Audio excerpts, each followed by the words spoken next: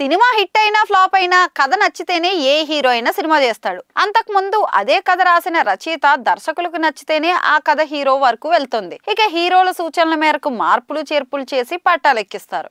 ఇక రిలీజ్ అనంతరం ఆ కథ హిట్ అయినా ఫ్లాప్ అయినా అందరూ భాగస్వామిలే. ఫ్లాపుల్ని కొంతమంది హీరోలు స్వాగతిస్తారు, మరికొంతమంది ఏమో స్వీకరించలేరు. ఇది వారి వ్యక్తిగత అంశానికే వదిలేయాల్సిన అంశం.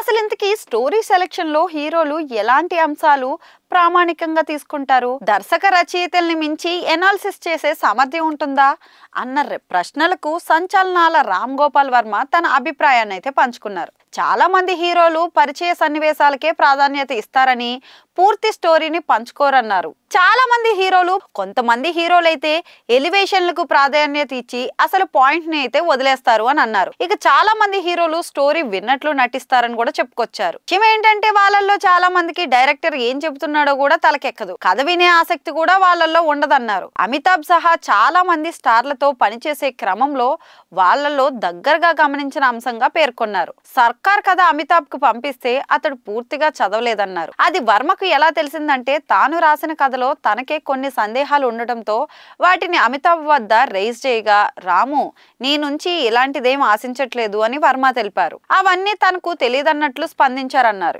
ఇక స్టోరీలో ఒక పాయింట్ కో, క్యారెక్టర్ కో, 4-5 డైలాగులకో కనెక్ట్ అవుతుంటారు.